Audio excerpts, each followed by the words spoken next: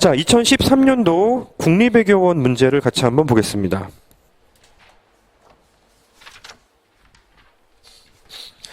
첫 번째로 시행된 시험이어서 그런지 난이도가 별로 높지 않았어요. 따라서 뭐 해설도 그렇게 길어질 것 같지는 않습니다. 자, 1문의 경우는 그 산업의 시장 수요량이 이제 함수로 주어져 있고 한계 비용 28 줬어요. 1번 완전 경쟁이라면 균형 거래량은 얼마인가? 여기 배점이 5점이면 실제로 이제 120분 시험 기준으로 한 3점 정도밖에 되질 않아요. 그러니까 실제로는 뭐 복잡하게 생각하는 문제도 아닌 거예요. 자, 그 예시 답안에 있는 것처럼 설문 1의 해결과 설문 2의 해결을 한 번에 적으시면 안 돼요. 그냥 편의상 적은 것이고, 설문 1은 교점 구하면 그만이죠. 완전 경쟁 시장에서는 설명 조금 하고요. 완전 경쟁 시장에서는 그 한계 비용과 수요 곡선의 가격이 일치하는 점에서 균형이 달성되므로 이제 답은 이것이다. 두 번째, 독점 시장이라면 배점이 또 대등하게 5점이기 때문에 공식을 써도 되고요. 수식에 집어넣어도 상관은 없습니다. 맥스 수식을 설정하셔도 상관이 없고 공식을 써도 상관이 없을 것 같아요. 이제 수요 곡선을 자신만의 수요 곡선으로 인지하는 독점 기업은 거기로부터 MR을 끌어내서 MR과 MC가 일치하는 점에서 이윤극대화를 달성할 수 있다. 따라서 독점 시장 균형 뭐 도출되고요. 세 번째, 두 개의 기업으로 이루어진 꾸르노 방식의 경쟁이요. 이 역시 마찬가지로 꾸르노 정의 먼저 내려주셔야 돼요. 꾸르노는 뭐 어렵게 표현하면 추측된 변화는 0, 상대방의 수량에 대해서 쉽게 표현하면은 상대방의 수량을 주어진 것으로 경쟁했을 때 균형을 꾸르노 균형이라고 부르죠. 따라서 맥스 수식에 상대방의 Q2가 포함됨에도 불구하고 그럼에도 불구하고 어차피 밑으로 내려와서 미분할 때에는 상수 취급할 것이기 때문에 편미분에서 반응함수 구하시고요. 두 번째 것도 똑같이 생겼기 때문에 간단하게 연립방정식으로 답을 도출할 수가 있습니다. 배점이 10점이라서 얘도 한 페이지 한 70% 정도만 채우시고 넘어가시면 될 것 같고요. 그림 그릴 수 있긴 하죠. 4. 이 시장이 두 개의 기업으로 이루어진 슈타켈버그 방식 경쟁을 하고 있다면은 이제 가정하시면 됩니다. 기업 2를 추종자로 전제했을 때는 새로 도출하는 게 아니고 3번에서 끌어낸 대로 행동을 취할 것이다. 추종자 먼저 하셔야 돼요. 그리고 선도자의 경우는 이제 추종자의 반응 함수를 알고 있기 때문에 이까지 제역 조건으로 가지고 있으면서 균형을 찾아주는 문제를 풀어주시면 될 것 같습니다. 뭐 유사 문제를 오늘 행시 쪽에 하나 풀은 거나 다름이 없어요. 변수가 좀 달랐지만 뭐 접근 방법은 똑같기 때문에 여러분들 얼마든지 하실 수가 있게 되고요. 자, 그래프를 그리실 때 3번과 4번을 한 번에 그리시면 될 것 같습니다. 한 평면에 그리시면 될 것 같은데요. Q1과 Q2 설정하시고 반응 함수가 이렇게 똑같이 예쁘게 나오잖아요. 예쁘게 나오는데 여기가 꾸르노 균형이죠. 여기가 꾸르노 균형이라서 등유곡선을 그릴 때는 정점 찍고 왼쪽과 오른쪽으로 떨어지는 형태로 파이 1 꾸르노를 그림을 그리시면 되고, 기업 2의 경우는 이거로 오른쪽 정점을 찍고 이렇게 떨어뜨리는 형태로 이제 파이 2 꾸르노 그림 그려주시면 될 것 같습니다. 자, 네 번째 질문에서 답을 먼저 구한 다음에 좌표를 먼저 찍어주고요. 그리고 나서 최대한 접하는 점을 찾은 것이다. 계속 올라가다가 정점 찍고 떨어지는 게 이게 바로 이제 두 번째 선도자의 이윤식이 되는 것이고, 등윤곡선이 되는 것이고요. 여기서도 마찬가지로 이렇게 표현하면은 이제 추종자의 등윤곡선이 되잖아요. 따라서 뭐 3, 여기가 뭐 4 이런 식으로 마킹해 두시고 그림에서 저런 좌표이다라고 이제 좌표까지 찍어주시면 될 것 같습니다. 그럼 뭐 더할 나위 없이 뭐 모든 내용들이 담겨 있는 거죠. 예상컨대 여기 그래프에 배점이 있을지 없을지는 저도 잘 모르겠어요. 실제로 꼭 그림이 필요한 것은 아니기 때문에. 하지만 그릴 수 있는 그래프는 그린다라는 것이 기본적인 우리의 태도가 되어야 합니다. 간단히 넘어갈 수 있을 것 같고요. 자, 두 번째 문제를 보겠습니다. 인구 규모가 정체되었습니다. 인구 증가율은 뭐 0인가 봐요.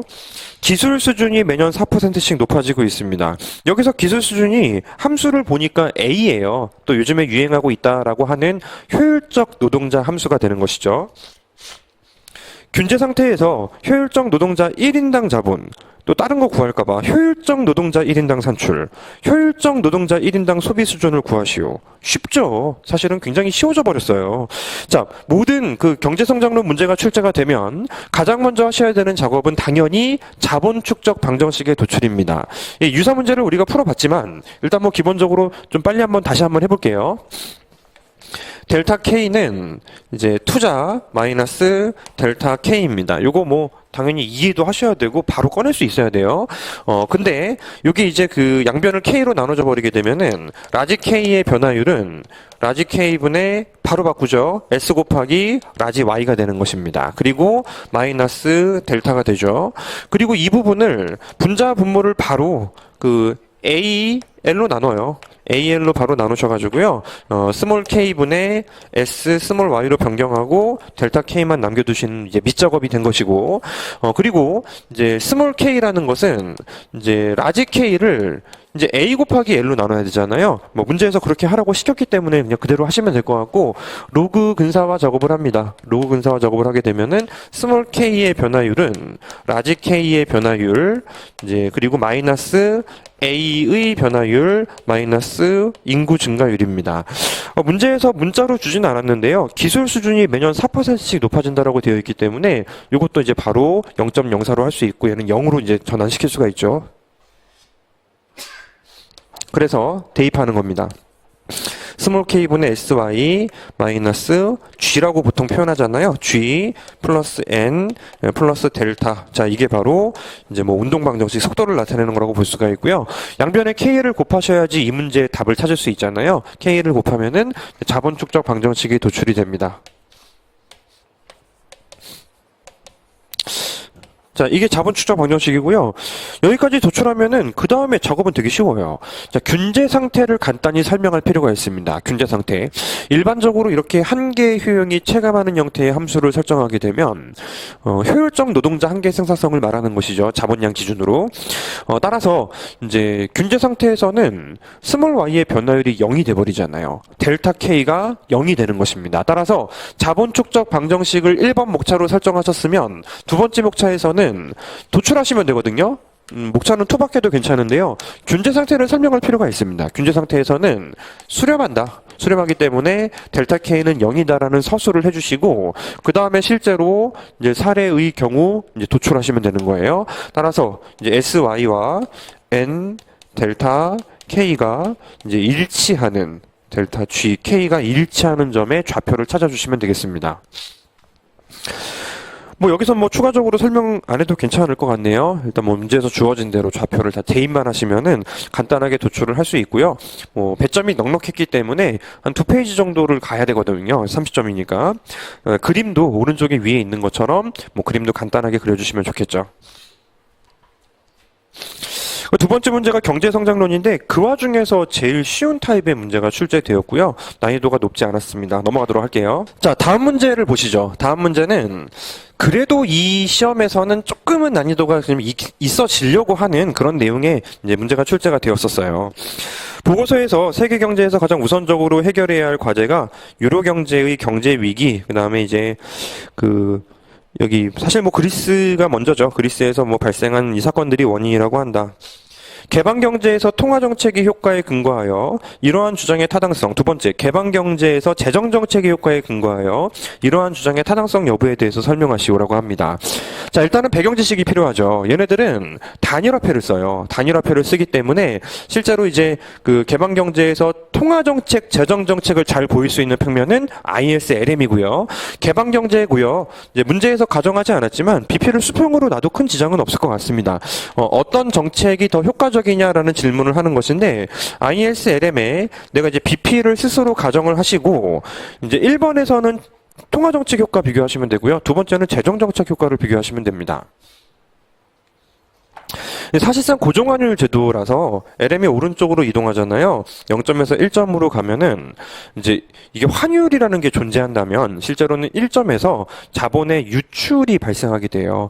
자본의 유출이 발생한다면 이제 외환시장이 존재하는 경우 뭐 그리스로 들어오는 돈과 나가는 돈의 화폐 단위가 동일하다라는 게 기본적이기 때문에 사실은 이자율이 조금 낮아지는 충격에 대해서 자본의 유출이라는 것이 발생하게 됩니다. 유럽하고만 거래하는 게 아니기 때문에 그 환율 전체에도 타격이 올 수 있죠, 사실. 하지만 유럽 내에서만 보더라도 그냥 자본의 유출이 발생하게 되는 것이고, 이제 이를 막기 위해서는 실제로 외환시장이 존재한다면은 외환시장에서 태화 정책을 펼쳐야 되는 것이 이제 통화량을 증가시키는 국가 고정환율 제도의 이제 상태라고 볼 수가 있어요. 좀 애매하긴 합니다. 이제 화폐가 단일적으로 있으면서 고정환율이라면은 그런 표현을 써야 되겠지만은 지금은 그리스에서 발생하는 이 유로와 주변 국가의 유로가 지금 같단 말이에요. 동일한 화폐이기 때문에 전반적인 유로 자체의 유출이라는 충격이 발생한다라고 해석을 할 수가 있게 되는 것이고, 자연스럽게 이 국가 내에서는 이제 실제로 이제 태화 정책이라는 방향으로 정책을 펼칠 수만 있다라면 에덴 곡선의 좌측 이동이 다시 한번 발생하게 되는 것이죠. 전형적인 타입이 좀 애매해지는 것이, 실제로 이런 일반적인 고정환율 제도라면은 이런 식으로 통화 정책이 무효하다라고 말할 수가 있는데, 이제 그리스의 경우는 조금 독특해요. 단일 화폐를 쓰기 때문에 실제로는 통화 정책 자체를 할 수가 없어요. 그죠? 왜냐하면 얘네들이 사실은 통화 정책을 한다라는 게 말이 됩니까? 다른 국가하고 변동성을 갖는다라면은 유럽이 통화 정책을 한다라는 거는 사실 가능한 일이지만 그리스가 통화 정책을 할 수는 없는 거예요. 따라서 실제로 이 국가들은 사실상 1번 문제에서는 통화 정책이 사실상 이제 불가능하게 되는 케이스가 돼버리게 되는 거죠. 그죠? 다만 이제 문제의 취지를 고려할 때에는 실제로 이제 그리스의 특수성 또는 이 주변 국가들의 특수성을 고려해서 이 국가들이 통화 정책을 펼치는 게 불가능하다라는 걸 서술하기보다는 사실상 고정환율 제도의 메커니즘을 서술하는 것과 마찬가지입니다. 따라서 단일 통화를 설정하는 거하고 고정환율 제도를 설정하는 거하고 거의 동일하다라고 생각하시면 될 것 같아요. 그 두 번째는 이제 재정 정책인데, 뭐 그래프가 또 틀은 똑같은데 뭐 분석이 뭐 어렵진 않을 것 같네요. 이번에도 이제 IS 곡선의 오른쪽 이동으로부터 보시면 되겠는데, 이번에는 이제 고정환율 제도라면 1점에서 자본의 유입이 발생하잖아요. 그 외환 시장에서 자본의 유입으로 환율 하락 압박이 발생하는 것을 태화 정책이라는 정책을 펼칠 수 있다라면은 이제 여기 외환 공급량을 줄이면서 통화량이 증가하는 방향으로 이렇게 효과가 발생할 수 있다고 볼 수 있습니다. 사실 1번 문제와 2번 문제는 이 문제에선 성립이 조금 모호한 건 맞아요. 부연 설명을 조금 더 깔아줬어야 돼요. 뭐 예를 들어서 이제 고정환율 제도를 가정하는 국가를 전제했을 때라는 표현을 썼다라면 조금 더 문제의 취지를 살릴 수 있었는데, 왜냐하면 세 번째 문제에서 지원을 받잖아요. 재정 지원이라고 해서 돈을 받는 것이 아니에요. 물건을 받는 거라고 생각하시는 게 타당해요. 회원국이 유로 지역의 그 경제 위기 타격을 많이 받은 국가 중 일부를 구제하기 위해서 유럽 재정 안정 기금을 만들기로 합의를 하였죠. 이게 이 국가들에 미치는 영향을 설명하시오라는 질문이죠. 배점이 크다고 겁낼 것은 사실은 없습니다. 실제로는 이제 조금 더 줄어들어 있는 배점을 상상해 보시면 될 것 같고, 유럽 재정 안정 기금이 지원 대상국에 미치는 효과는 그 돈 받는 거 절대 아니에요. 지원 대상국의 경우는 재정 지출이 증가하는 상황이고 설문 2에서 검토한 것처럼 경기 부양 효과가 있다. 그러니까 사실 세 번째 문제만 보더라도 이 첫 번째 문제에서는 고정환율 제도를 가정하는 정책 효과를 이야기하는 것과 마찬가지가 돼요. 그리스는 실제로 통화 정책을 할 수 없고 재정 정책을 할 수가 없는데 갑작스럽게 경제가 위축이 되면서 재정 정책을 진행할 수가 없었던 경제입니다. 두 번째, 해당 국가의 불확실성이 해소되어서 랜덤워크 예비적 저축 가설을 고려하게 되면 소비가 증대될 수가 있는 것이죠.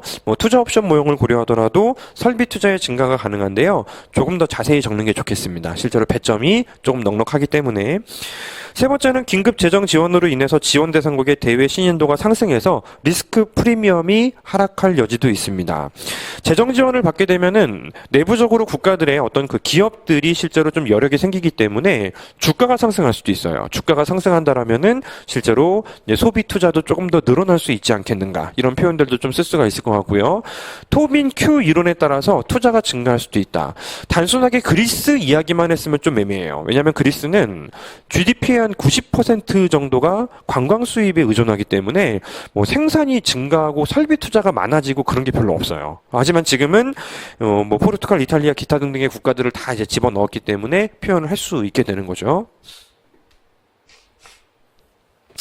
소결이요. 그렇지만 이제 도덕적 행위에 문제가 생길 수 있고 관광 사업에 의존하는 경우에는 이제 국가 경쟁력이 원래 낮아요. 원래 낮은데 실제로 뭐 재정 지원을 받는다고 해서 그런 경쟁력이 올라가는 효과, 뭐 투자가 증가하는 효과는 없다라는 것이고 또 방만한 재정 정책에 의한 복지병에 대한 근본적인 문제를 해결하는 것은 아니었잖아요. 구조 조정 이런 것들을 실제로 강화해서 같이 해결할 필요가 있겠다. 약간 시사적인 논리를 조금 이제 가미하셔야 되는 문제라고 보시면 되겠습니다.